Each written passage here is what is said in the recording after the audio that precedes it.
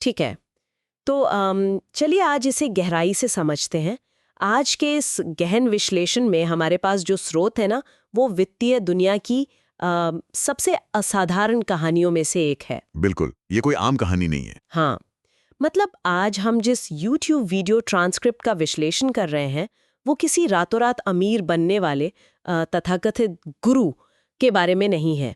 ये शेयर बाजार की दुनिया के एक ऐसे इंसान की कहानी है जिसे जापान का गॉड ऑफ ट्रेडिंग कहा जाता है। गॉड ऑफ ट्रेडिंग, सही कहा। हाँ, हम बात कर रहे हैं ताकाशी कोटेगावा की, जिन्हें मार्केट में जेकॉम मैन और सबसे मशहूर नाम BNF के रूप में जाना जाता है।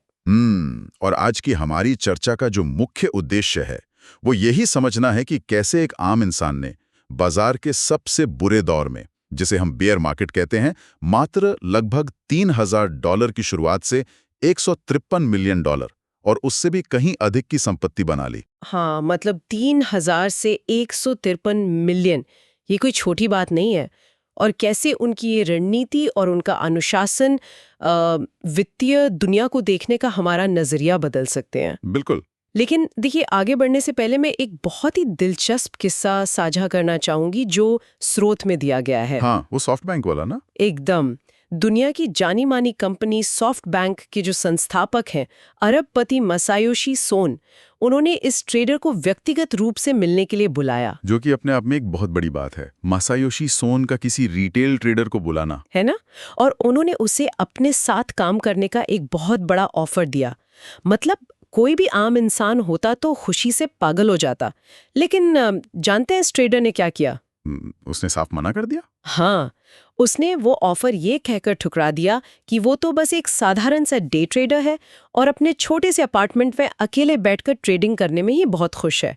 मतलब कोई इतना बड़ा ऑफर कैसे ठुकरा सकता है? मुझे लगता है यहाँ सबसे दिलचस्प बात यह है कि ये पूरी कहानी सिर्फ भारी भरकम मुनाफे या बैंक बैलेंस के बारे में नहीं है। तो फिर किस बारे में है? ये सफलता बाजार के मनोविज्ञान और उस कठोर अनुशासन की है जो बहुत कम लोगों में होता है। देखिए, ज्यादातर लोग सिर्फ बढ़ते हुए बाजार में, यानी बुल मार्केट में पैसा बनाते हैं। जब सब कुछ ऊपर जा रहा हो तो पैसा कमाना आसान होता है। हाँ, तब तो हर कोई खुद को जीनियस समझता है। बिल्कुल। लेकिन असली परीक्षा तब होती है जब बाजार लगातार 10 साल तक गिरता रहे, जैसा कि जापान में 1990 से लेकर सन 2000 के बीच हुआ था। जैसे वो लॉस्ट डिकेड या खोया हुआ दशक कहते हैं। एकदम सही।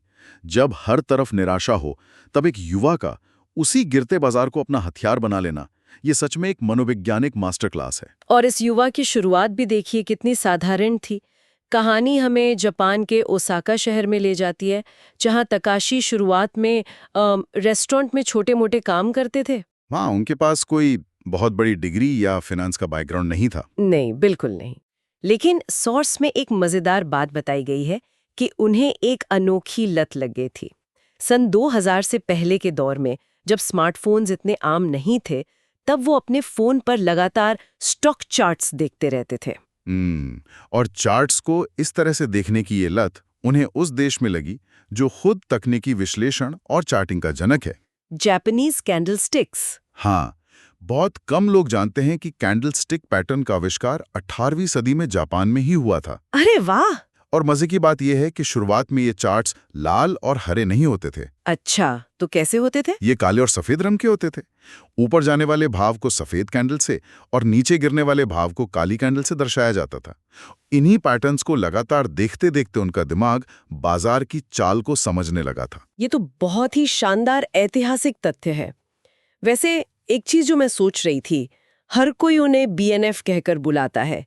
मुझे पहले लगा ये कोई ट्रेडिंग का फॉर्मूला होगा। नहीं नहीं, ये कोई फॉर्मूला नहीं है। तो ये नाम आखिर कहाँ से आया? ये नाम उनके द्वारा ही बनाया गया था। तकाशी ने अमेरिका के एक बहुत ही प्रसिद्ध हेज फंड मैनेजर विक्टर निडोहॉफर पर एक डॉक्यूमेंट्री देखी थी। विक्टर निडोहॉफर, ठीक है। अब जापानी भाषा के उच्चारण में अक्सर अंग्रेजी के वी को बी की तरह बोला जाता है। तो विक्टर बन गया बिक्टर। बिल्कुल, विक्टर। तो उन्होंने विक्टर से बी लिया और निडोहॉफर के NF को लिया। इन तीनों को मिला के BNF नाम का जन्म हुआ। क्या बात है! मतलब वो शुरू से ही वैश्विक बाजार के बड़े खिलाड़ियों को फॉलो कर रहे थे। लेकिन यहाँ ये बात और भी ज्यादा दिलचस्प हो जाती है। जब पूरी दुनिया बाजार गिरने से डरती है, तकाशी ने इसे एक अवसर माना, जिसे हम वित्तीय दुनिया में कॉन्ट्रेरियन रणनीति कहते हैं, भीड़ से उल्टी दिशा में सोचना। तो अगर हम इसे व्यापक नजरिए से जोड़कर देखें तो उनकी असल रणनीति थी क्या? देखिए, तकाशी ने एक बहुत ही सरल लेकिन प्रभावी इंडिकेटर का उपयोग किया, 25 दिन का एक्सपोनेंशियल मूविंग एवरेज, जिसे EMA कहते हैं। लेकिन मूविंग एवरेज तो बहुत से लोग इस्तेमाल करते हैं ना? करते हैं, लेकिन तकाशी का तरीका अलग था। वो मीन रिवर्जन पर खेलते थे। जब भी कोई स्टॉक अपने 25 दिन के मूविंग एवरेज से 20% नीचे गिर जाता था, तो वो इस उम्मीद में निवेश करते थे कि अब ये वापस उछलेगा, बाउंस बैक करेगा। हाँ, इसे एक रबर बैंड की तरह समझिए, जो खिंचने के बाद वापस अपनी जगह आता है। रुकिए, अगर कोई स्टॉक 20% गिर चुका है और गिर ही रहा है और आप उसे उस वक्त खरीद रहे हैं, इसे तो गिरते हुए चाकू को पकड़ना कहते हैं ना? कैचिंग अ फॉलिंग नाइफ, बिल्कुल। तो इसमें तो हाथ कटने का डर है। ये रणनीति जोखिम भरी नहीं थी? बहुत जोखिम भरी थी, और शुरुआत में उन्हें 20% की गिरावट पर ट्रेड लेने पर नुकसान भी होने लगा। उनके हाथ सच में कटे। तो फिर उन्होंने क्या किया? यहीं पर उनका अनुशासन काम आया। उन्होंने अपनी रणनीति में बदलाव किया। वो 20% की जगह 25%, 45% और कभी-कभी 60% तक की भारी गिरावट का इंतजार करने लगे। 60% गिरावट? हाँ, और सबसे महत्वपूर्ण बात, उन्होंने स्टॉक के वापस ऊपर उठने की पुष्टि होने के बाद ही ट्रेड लेना शुरू किया। वो गिरते चाकू को नहीं पकड़ते थे, वो तब पकड़ते थे जब चाकू जमीन पर गिरकर वापस उछलने लगे। समझ गई। कंफर्मेशन का इंतजार करते थे। एकदम। और इसी अनुशासन का नतीजा देखिए। सन 2000 में 22 साल की उम्र में उन्होंने लगभग $3000 से शुरुआत की, जो कि बहुत छोटी रकम है। बहुत छोटी, लेकिन सिर्फ 2 साल में उन्होंने $1 मिलियन कमाए। 2 साल में 1 मिलियन? और अगले 2 सालों में उसे $10 मिलियन में बदल दिया। ये तो सच में हैरान करने वाला है। मतलब उनके रिस्क मैनेजमेंट का कमाल है। अच्छा, मुझे यहाँ उस घटना की भी याद आ रही है जिसने उन्हें पूरे जापान में मशहूर कर दिया था। आप जेकॉम ट्रेड की बात कर रही हैं? हाँ, जेकॉम ट्रेड 2005 में जो हुआ था। वो तो बाजार के इतिहास की सबसे बड़ी गलतियों में से एक है, फैट फिंगर एरर। क्या आप इसे थोड़ा समझाएंगे? जरूर। मिजुहो सिक्योरिटीज नाम की एक ब्रोकरेज फर्म थी। उनके एक ट्रेडर को जेकॉम कंपनी का एक शेयर 6,10,000 येन में बेचना था। ठीक है। लेकिन कीबोर्ड पर टाइप करते समय उससे गलती हो गई। उसने 6,10,000 शेयर मात्र 1 येन में बेचने का ऑर्डर डाल दिया। बाप रे, 6 लाख शेयर सिर्फ 1 येन? हाँ, और बाजार में खलबली मच गई। शेयर की कीमत औंधे मुंह गिरी। लेकिन तकाशी, जो दिन भर स्क्रीन घूरते थे, उन्होंने तुरंत समझ लिया कि ये कोई आम गिरावट नहीं है, ये एक गलती है। और उन्होंने तुरंत सबसे निचले स्तर पर शेयर खरीद लिए। हजारों शेयर खरीद लिए। और जब ब्रोकरेज को गलती का एहसास हुआ और उन्होंने वापस खरीदना शुरू किया, तो प्राइस रॉकेट की तरह भागा। उस एक ट्रेड में उन्होंने लाखों डॉलर कमाए। तभी से उन्हें जेकॉम मैन कहा जाने लगा। रिफ्लेक्स एक्शन हो तो ऐसा। लेकिन देखिए, ऐसा नहीं है कि उनकी राह हमेशा इतनी आसान रही। अमेरिकी बाजार में उन्हें अपना पहला और सबसे बड़ा झटका लगा था। 2008 का वित्तीय संकट। हाँ, 2008 में जब लिमन ब्रदर्स का शेयर 70% तक गिर गया था, तब तकाशी को लगा कि ये बाउंस बैक करेगा। अपनी उसी मीन रिवर्जन रणनीति के हिसाब से। बिल्कुल। और उन्होंने $6.5 मिलियन का भारी निवेश कर दिया। लेकिन लिमन ब्रदर्स तो दिवालिया ही हो गया। ग्लोबल फाइनेंस के इतिहास का सबसे काला दिन। और उनका वो $6.5 मिलियन का निवेश शून्य हो गया, जीरो। सोचिए उस वक्त उनकी मानसिक स्थिति क्या रही होगी। कोई भी टूट जाए, लेकिन उन्होंने कसम खाई कि वो कभी अमेरिकी बाजार में ट्रेड नहीं करेंगे और वापस जापान आ गए। और यही उनकी वापसी की कहानी को इतना महान बनाता है। वो हार मानकर बैठे नहीं। बिल्कुल नहीं, बल्कि इसके बाद जो हुआ वो इस कहानी का सबसे बड़ा क्लाइमैक्स है। अक्टूबर 2008 की बात है। जापानी बाजार निक्की अपने मूविंग एवरेज से 42% नीचे गिर चुका था। पूरी दुनिया का बाजार क्रैश हो रहा था। हर तरफ पैनिक था। तकाशी ने पोजीशन ली, लेकिन इस बार वो बुरी तरह फंस गए। बाजार और गिरने लगा और उन्हें भारी नुकसान होने लगा। एक तो लीमन ब्रदर्स का नुकसान अभी ताजा था और अब अपने बाजार में भी नुकसान। 27 अक्टूबर 2008 को उन्होंने एक ऐसा फैसला लिया जो किसी को भी पागलपन लगेगा। नुकसान बुक करने के बजाय उन्होंने अपनी बची हुई सारी पूंजी लगा दी। सारी पूंजी? हाँ, $64 मिलियन। 64 मिलियन। लगभग 544 करोड़ रुपए। ये सोचकर कि बाजार अब ऊपर जाएगा ही जाएगा। इस क्षण के मनोविज्ञान को स्पष्ट करना बहुत जरूरी है। कोई भी सोचेगा कि ये एक जुआरी का हताश दांव था। बिल्कुल, ऐसा ही लगता है। लेकिन नहीं, ये उनके 8 सालों के डेटा और अनुभव का दृढ़ विश्वास था। रबर बैंड पूरी तरह खिंच चुका था, लेकिन बाजार तो अपनी चाल चलता है। अगले दिन लंच ब्रेक तक बाजार और गिरा। उनकी तो धड़कनें तेज हो गई होंगे। 544 करोड़ दांव पर है। लेकिन जापानी बाजार के लंच ब्रेक के बाद अचानक एक जबरदस्त उछाल आया। एक ऐसा बाउंस बैक जिसने पूरी तस्वीर बदल दी।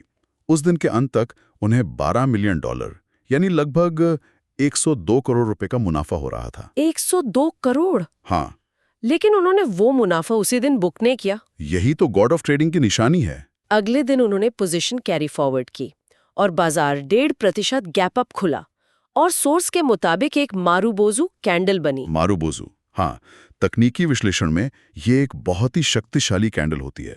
इसका मतलब है बिना विक वाली कैंडल, यानी बाजार जहां खुला बस वहीं से ऊपर भागता चला गया, कोई बिक वाली नहीं थी। और उस दिन इंडेक्स 7% भाग गया। 2005 के उस जे-कॉम ट्रेड के बाद ये उनका सबसे बड़ा मुनाफा था। कमाल की बात है। तो इस सब का आखिर मतलब क्या है? ओसाका का एक आम लड़का इतनी बड़ी सफलता कैसे हासिल कर सकता है? इससे एक महत्वपूर्ण सवाल खड़ा होता है कि अनुशासन असल में क्या है। देखिए, जब इंडेक्स अपनी निचले स्तर से वापस 7000 पर आ गया तो ताकाशी ने क्या किया? उन्होंने अपने निवेश को डाइवर्सिफाई किया, अपना पोर्टफोलियो फैलाया। बिल्कुल। उन्होंने टोक्यो में रियल एस्टेट में पैसा लगाया, कमर्शियल बिल्डिंग्स खरीदी और बाद में समय के साथ चलते हुए क्रिप्टो करेंसी जैसे बिटकॉइन में भी निवेश किया। और मुख्य निष्कर्ष ये भी है कि उन्होंने हेज फंड मैनेजर के रूप में दूसरों के पैसे से ये सब नहीं किया। एकदम सही। उन्होंने अपने पर्सनल अकाउंट में ये दौलत बनाई। ये साबित करता है कि अनुशासन और सही समय पर रणनीति में बदलाव ही सफलता की कुंजी है। दूसरों के पैसे पर रिस्क लेना आसान होता है, पर अपने खुद के खून पसीने की कमाई से अरबों का दांव लगाना, उसके लिए एक अलग ही स्तर का वैराग्य चाहिए होता है। हाँ, तो अगर हम इस पूरी यात्रा को संक्षेप में बांधें तो कैसे ओसाका के रेस्टोरेंट में काम करने वाला एक साधारण युवा सिर्फ एक इंडिकेटर और असीम धैर्य के दम पर गॉड ऑफ ट्रेडिंग बन गया और आज 2025 में भी वो उसी तरह ट्रेडिंग कर रहा है। यह कोई छोटी उपलब्धि नहीं है। बिल्कुल। और ये जानकारी सिर्फ चार्ट्स तक सीमित नहीं है। ये इस बात का प्रमाण है कि भीड़ के विपरीत सोचना, कॉन्ट्रेरियन थिंकिंग और अपनी भावनाओं पर नियंत्रण रखना किसी भी क्षेत्र में सफलता दिला सकता है। सही कहा, डर और लालच पर जीत।